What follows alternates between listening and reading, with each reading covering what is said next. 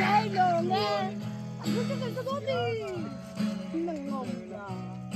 Nó bông xem mà mấy rồi, có thể không? Nha, cái đồ đó. Sĩ lung lẻ